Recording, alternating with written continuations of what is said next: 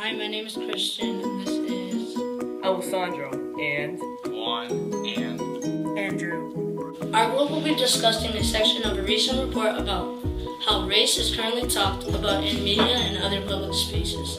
This report, Moving the Race Conversation Forward, was released by Race Forward in January 2014. Race Forward is an organization whose mission is to build awareness, solutions, and leadership for racial major problems happening in media that distract from or stop productive racial discussion in the United States. The report discusses seven harmful practices about discrimination of race. One harmful practice we'll be talking about today is science and history.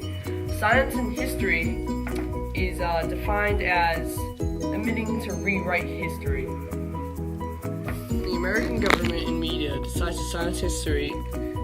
They will go the limit to make sure no one knows about any incident that happened, so that discussions of race are disconnected from history. Silencing history is a practice that either distracts from or stops conversations about race. Is because it silences history behind race. The government and the media don't want people to know the truth. It isolates people from other races from banding together. It also gives incomplete understandings about history. Silencing history is what prevents all knowledge about our country and history as a whole.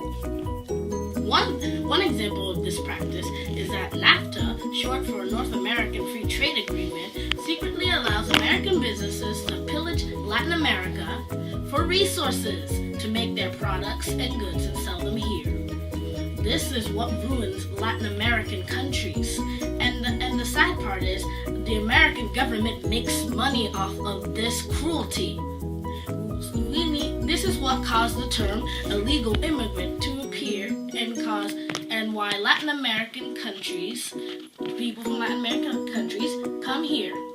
It's because the United States has had a history of pillaging new countries ever since the 1800s for resources, which is why so many people from Latin America immigrate over here. An example of the U.S. silencing history that our group discussed is with Haiti. The U.S. government and media hid the truth about Haiti. The U.S. blockaded, occupied, and embargoed Haiti, taking many of its resources, including gold and silver. In 1804, the U.S. hated the idea of a black republic. This is why they invaded Haiti, and so this is why Haiti is an impoverished nation. However, when reporting the problems in the country, these facts are never mentioned. Race Forward not only names the problems currently distributed from and stopping America's conversation about race from moving forward, but also recommends 4 solutions to get the conversation back on track. 1. We need to expand our definition of racism beyond personal prejudice to systematic racism. This means media focuses on individual racism instead of systemic racism.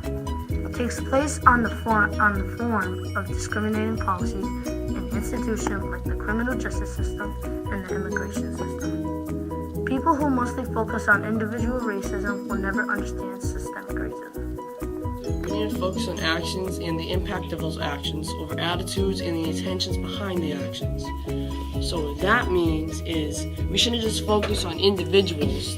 We should focus on the systematic racism, such as the racist policies by the government.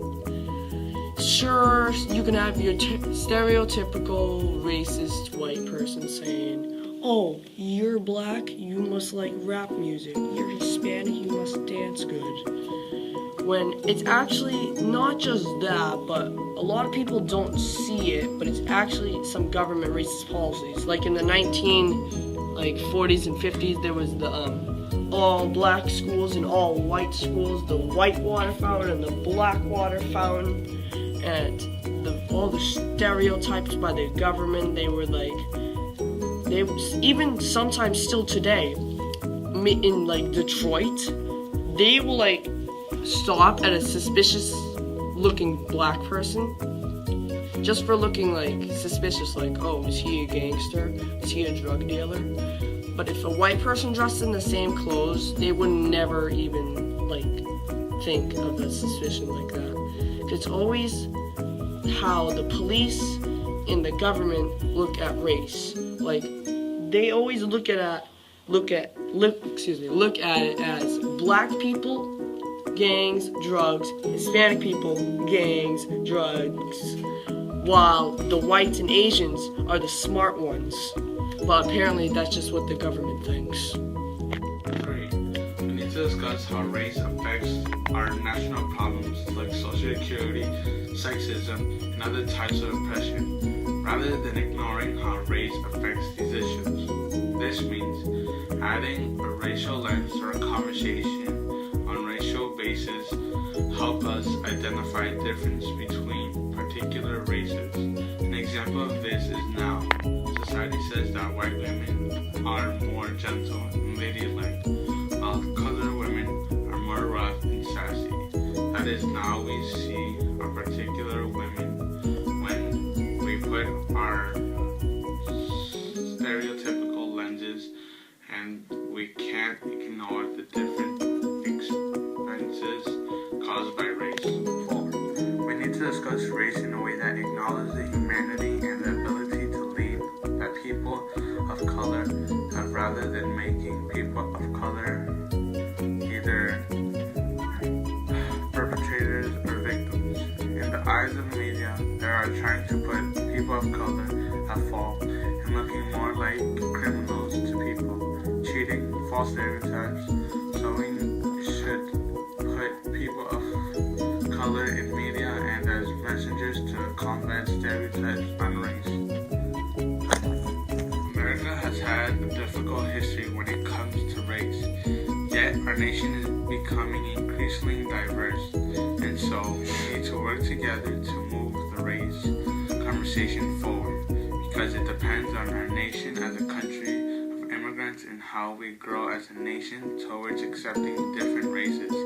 Thank you for watching our video. America has had a difficult history when it comes to race, yet our nation is becoming increasingly diverse, and so we need to work together to move the race conversation forward, because it depends on our nation as a country of immigrants and how we